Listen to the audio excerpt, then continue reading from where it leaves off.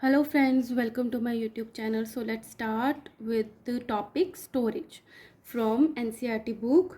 Guys, अगर आप इस चैनल पे नए हैं so kindly subscribe. So let's start. Storage. अब हमने क्या कर लिया था, हार्वेस्टिंग कर ली थी, विनोइंग कर ली थी. अब हमारे पास जो भी क्रॉप्स है अब उसको हमने स्टोर करना है. The storage of produce is an important task. अब जो प्रोड्यूस हुआ है, जो हमने उगाया है, उसको स्टोर करना एक इम्पॉर्टेंट बहुत बड़ा टास्क है.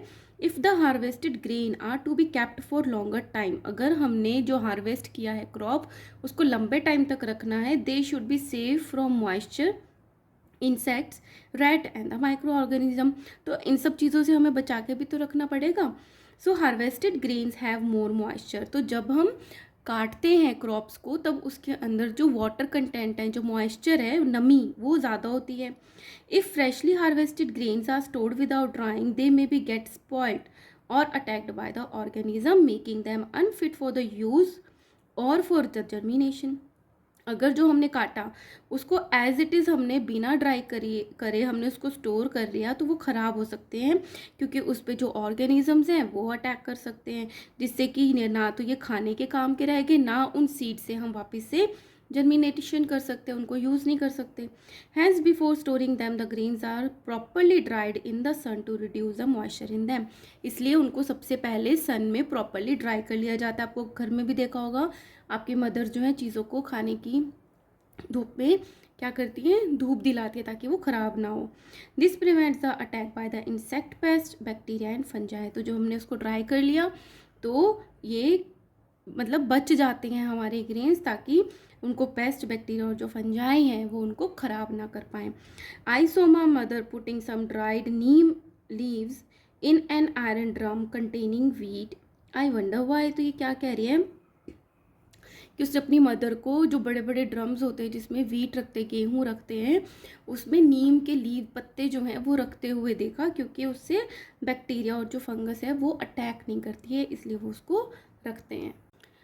Now farmers store grains in the jute bags और मेटालिक बीन्स. क्या है, फार्मर्स जो हैं उनको तो बहुत ज़्यादा जो प्रोडक्शन हुआ है उनको स्टोर कर रहे हैं, तो बड़े बड़ी वो अपने गोडाउन्स में ऐसे बोरों में रख देते हैं, बैग, जूट के बैग्स होते हैं उसमें रख देते हैं, या मेटल के ऐसे बीन्स होते हैं उनमें रख देते हैं.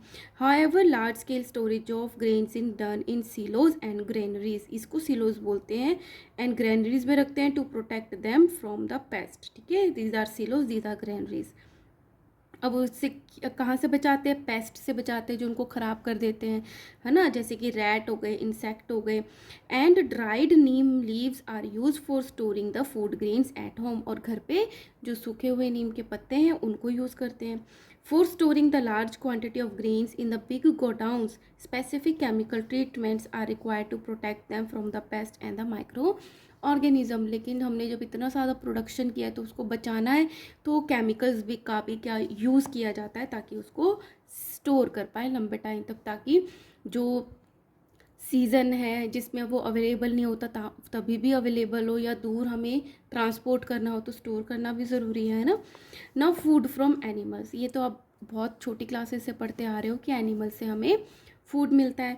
सो आफ्टर कंप्लीटिंग कि क्या क्या चीज़ें किससे मिलती हैं, सोर्सेज, ये आपको एक्टिविटी करनी है. After completing this table you must have seen that like plants, animals also provide us with different kind of food. Plant से भी हमें फूड मिलता ही है, एनिमल से भी मिलता है ना. Many people living in the coastal areas consume fish as a major part of their diet.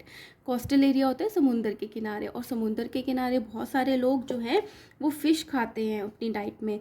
In the previous classes you have learned about the food that we obtain from the plants. Plant से तो हमें food मिलता ही है. So we have seen that just seen that the process of crop production involve a number of steps like the selection of seeds, sowing etc. तो जब हमें crop production होता है, हमारे पास जो घरों में आती है, गेहूँ आता है, राइस आता है, या वेजिटेबल फ्रूट्स आते हैं, तो वो उसमें बहुत सारे स्टेप्स जो हैं वो इंक्लूडेड होते हैं जो हमने अब तक स्टडी कर लिए हैं. लाइक सिलेक्शन करना सीड्स का, और सोइंग करना, और हमने आगे भी स्टेप कर लिए ना, इरिगेशन करना, मैन्योरिंग करना, हार्वेस्टिंग है. Similarly animals reared at home or in farms have to be provided with proper food, shelter and care. अब ये जो सारे एनिमल्स है, बफेलो, काऊ, गोट, हैन, है ना, तो इनको क्या करते हैं हम अपने घर के आसपास डोमेस्टिक एनिमल्स को रखते हैं, उनको फूड देते हैं, शेल्टर देते हैं और उनकी केयर करते हैं। तो when this is done on a large scale, तो जब इनको बहुत ज़्यादा लार्ज स्केल पे, जैसे डेयरी प्रोडक्ट्स के लिए कोई रख रहा है, डेयरी है, तो बहुत लार्ज स्केल पे इनकी इस तरीके से केयर की जाती है, उसको बोल देते हैं एनिमल हस्बेंड्री। इसको भी क्वेश्चन आता है इस पे भी।